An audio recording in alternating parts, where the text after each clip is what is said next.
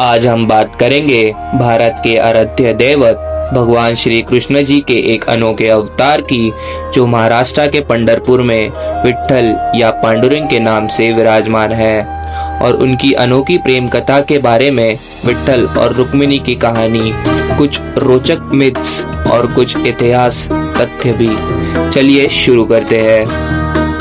नमस्कार दोस्तों, स्वागत है आप सबका एक मेरी नई वीडियो में। तो मैं आज आपको लेके आया हूँ महाराष्ट्र के दिल यानी पंढरपुर में। आप देख सकते हो यहाँ पे ये ऐसे इधर पैसे मिलते हैं। काका जरा काढून दाखवा एक।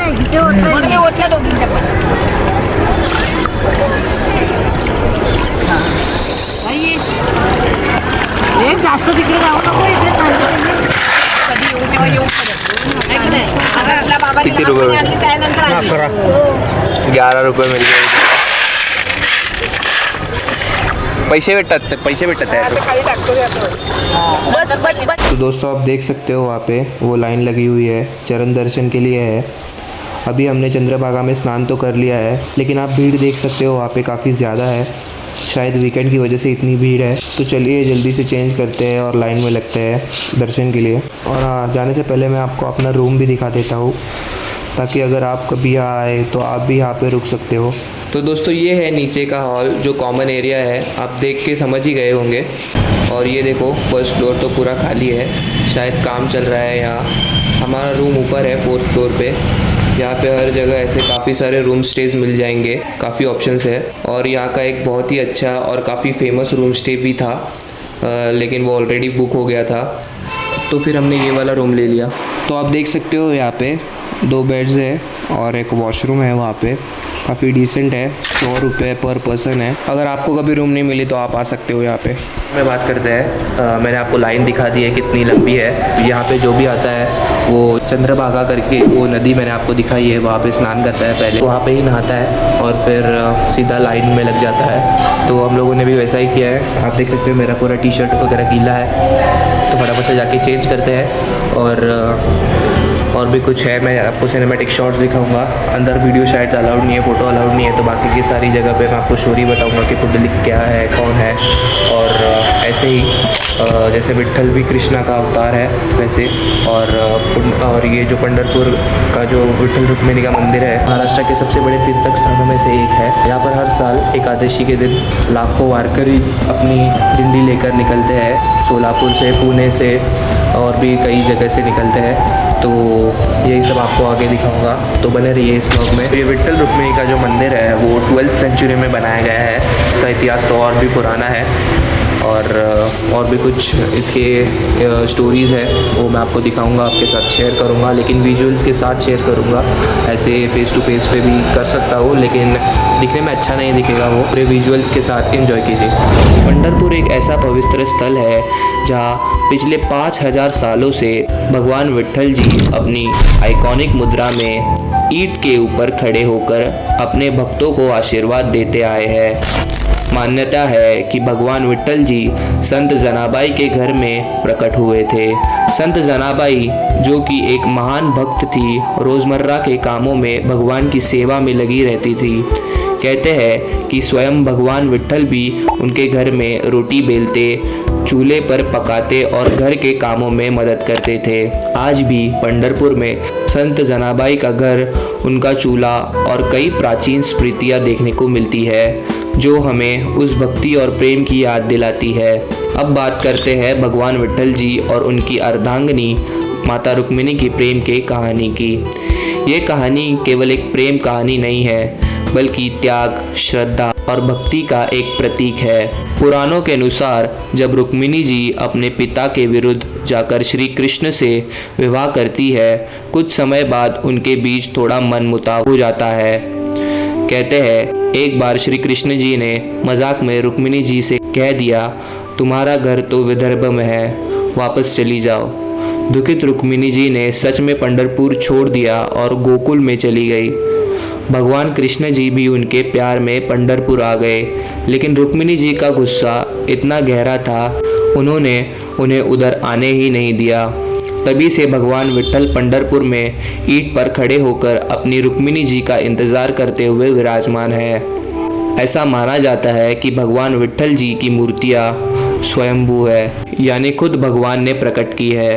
ईंट पर हाथ कमर पे रखकर खड़े रहना यह दर्शाता है कि भगवान स्वयं अपने भक्तों के घर आए हैं, उनकी सेवा के लिए, उनकी रक्षा के लिए। हर साल लाखों वारकरी पंढरपुर यात्रा पर आते हैं। वारकरी संप्रदाय की भक्ति भावना और संत परंपरा यही से जुड़ी है। भगवान विट्ठल को पांडुरंग भी कहते हैं और उनकी मूर्ति का इतिहास करीब 11वीं या 12वीं शताब्दी का माना जाता है। संत ज्ञानेश्वर, संत तुकाराम, संत नामदेव और संत जनाबाई जैसे महापुरुषों की भक्ति इस स्थान से जुड़ी है। पंढरपुर का ये मंदिर महाराष्ट्र के सबसे बड़े तीर्थक स्थलों में आता है और यह आषाढ़ी एकादशी और कार्तिक एकादशी पर विशेष मेला लगता है। ये केवल पति पत्नी का प्रेम नहीं है, बल्कि भगवान और भक्त का प्रेम है। विट्ठल जी स्वयं अपनी भक्त और पत्नी के द्वारा की गई गलतियों को भी माफ़ करते हैं, माफ़ करके अंत प्रेम का संदेश देते हैं। और रुक्मिणी जी भी भले गुस्से में थी, लेकिन उनका प्रेम भी अमर है।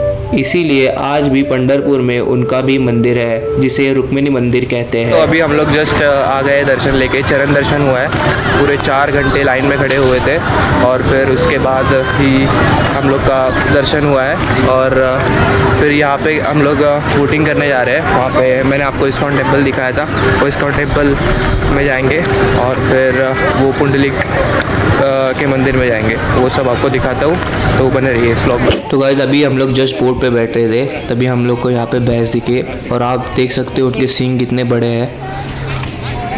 बाप रे, मैंने तो फर्स्ट टाइम देखे ऐसे।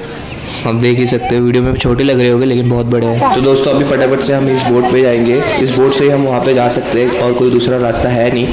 तो यहाँ पे इस एक बोट पे आपको एक जन के कुछ 50 रुपीज़ है, तो वो पे करने होते हैं और हमें वहाँ जाना है। आप देख सकते हो और वो दिख रहा होगा आपको, रुको मैं आपको जूम करके दिखाता हूँ। वो है इस्कॉन टेम्पल। वहाँ से हम भक्त पुंडलिक के मंदिर में जाएंगे, जो कि श्री विट्ठल के भक्त थे। उनकी भी आपको स्टोरी सुनाता हूँ, वो कौन थे और वो कितने बड़े विट्ठल के भक्त थे। उससे पहले मैं इस नदी की आपको स्टोरी सुनाता हूँ, कहानी सुनाता हूँ, जो कि जिसका नाम है चंद्रभागा। बहुत ही हिस्टोरिक और पवित्र नदी है ये। चंद्रभागा एक नदी नहीं, बल्कि महाराष्ट्र के करोड़ों भक्तों के लिए एक आस्था का जीवनिक प्रतीक है। चंद्रभागा का इतिहास इसकी भक्ति से जुड़ा है। इसकी भक्ति से जुड़ा हुआ सफर और इसका पवित्र रूप सब कुछ आज मैं आपको बताऊंगा। चंद्रभागा असल में भीमा नदी का एक विशेष मोड़ है। भीमा नदी का जन्म होता है भीमाशंकर हिल्स से, जो पुणे डिस्ट्रिक्ट के सह्याद्री पर्वतों में है। भीमा आगे चलकर कर्नाटका और आंध्र प्रदेश से गुजरकर कृष्णा नदी में मिलती है, लेकिन पंढरपुर पहुंचते ही यह नदी अपनी धारा को ऐसे मोड़ती है कि ऊपर से देखने पर आधा चांद के शेप बन जाती है। इसीलिए इसका नाम चंद्रभागा पड़ता है। पंढरपुर का इतिहास हजारों साल पुराना है।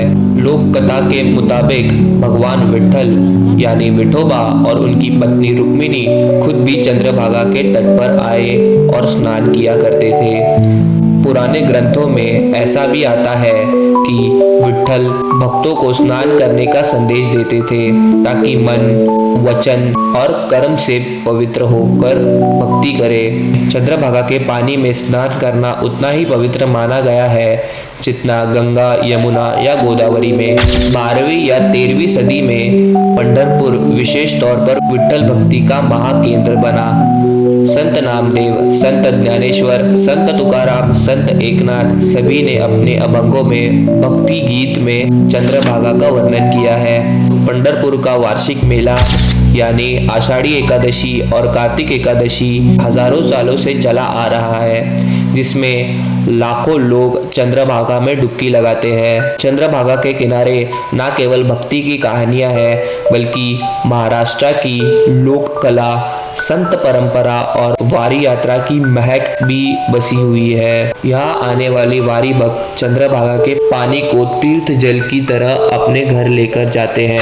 भक्तों का मानना है कि चंद्रभागा के बिना पंढरपुर यात्रा अधूरी है। तो दोस्तों चंद्रभागा कोई आम नदी नहीं है, यह है भक्ति, इतिहास, परंपरा और संस्कृति का संगम। विट्ठल रुक्मिणी की धरती पे बहने वाली चंद्रभागा ने हजारों वर्षों से अनेक संतों और कोटि भक्तों की आस्था को अपनी गोद में जगा दी है। अगर आप भी पंढरपुर आए तो इस चंद्रभागा में स्नान करके इस पवित्रता का अनुभव जरूर करें। तो दोस्तों हम लोग पहुंच चुके हैं पंढरपुर के इस्कॉन टेम्पल पे।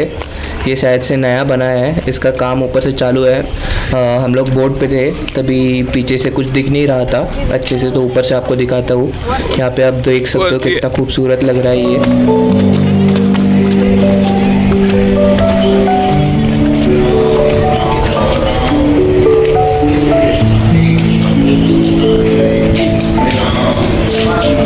दोस्तों जितना मैंने सोचा था उससे काफ़ी ज़्यादा बड़ा है ये, आप देख सकते हो यहाँ पे पूरा वहाँ से बहुत बड़ा है ये, और बहुत ही खूबसूरत लगता है दिखने में भी दूर से, क्योंकि वो नदी के किनारे में ही है तो काफ़ी ज़्यादा अच्छा लगता है। आप देख सकते हो वहाँ पे।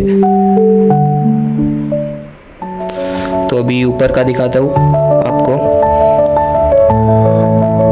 ये देखो। ये मुंबई के इस्कॉन टेम्पल से काफ़ी ज़्यादा अलग है। मुंबई में जितने भी इस्कॉन टेम्पल्स है वो मार्बल्स के हैं और ये काफ़ी ज़्यादा अलग है, लेकिन ये भी अच्छा है। इसका काम आप देख सकते हो चालू है। ये शायद से इधर भी कुछ बिल्डिंग बना रहे हैं यहाँ पे। तो अभी मैं सीधा आपको मंदिर दिखाऊंगा क्या क्या। ये देख सकते हो आप, इतनी बड़ी जगह है यहाँ पे, इस्कॉन टेम्पल है, काफ़ी ज़्यादा अच्छा है।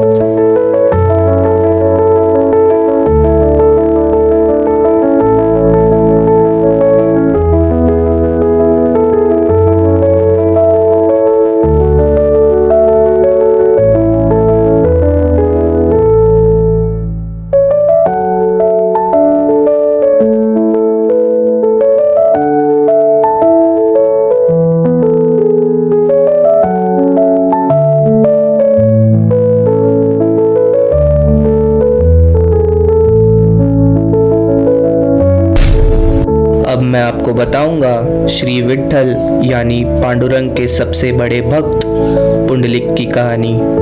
कहानी कहती है कि पुंडलिक की शादी के बाद वो अपने माता पिता जानुदेव और सत्यवती को बिल्कुल नज़रअंदाज करने लगा। उसकी पत्नी के साथ वो जल्दी यात्रा पर निकल पड़ता और उसके बूढ़े माँ बाप झूठी राहों पर पैदल रहते थे, जबकि पुंडलिक और उसकी पत्नी घोड़ी पे सवार होते थे। मैंने अपने माँ बाप के पैरों पर उंगलियों से सेवा ही नहीं की, ऐसा उनका बर्ताव था। वो अपने माँ बाप से इतने दूर जितने एक भक्त खुद भगवान से होने का बोझ महसूस करता है। तब एक रात पुंडलिक संत कुकुट स्वामी के आश्रम में था। वो नींद से जाग रहा था और वहाँ उसने 3 खूबसूरत महिलाओं का दृश्य देखा। उन्होंने आश्रम साफ किया और उन्होंने बताया, हम गंगा, यमुना और सरस्वती है। संकल्प के पापों से हम गंदे हो जाते हैं, पर पुंडलिक तुम अपने माँ बाप से बुरे व्यवहार के कारण सबसे बड़े पापी हो। ये सबक पुंडलिक की जिंदगी बदल गया। वो अपने माँ बाप के पास रुका, उनकी सेवा की, उनका दर्द महसूस किया। वो खुद रंजीत था, बट उनके लिए ये सेवा भी भक्ति थी। फिर एक दिन भगवान कृष्ण यानी विट्ठल पंढरपुर आए। उनकी सेवा देख उन्होंने दरवाजा खटखटाया, पर पुंडलिक माँ बाप के पैरों में व्यस्त था। पुंडलिक ने कहा, प्रभु 1 मिनट रुक जाइए, माता पिता की सेवा पहले, और एक ईंट फेंक दी मंदिर के बाहर, यही खड़े हो जाइए। विट्ठल ने मुस्कुराते हुए ईंट पे खड़े होकर इंतजार किया और वही मूर्ति पंढरपुर मंदिर में खड़ी है। तो दोस्तों यही थी आज की वीडियो। अगर आपको आज की वीडियो अच्छी लगी होगी तो लाइक कीजिए, शेयर कीजिए और सब्सक्राइब करना मत भूलना। मिलते हैं जल्दी नेक्स्ट व्लॉग में, तब तक के लिए बाय।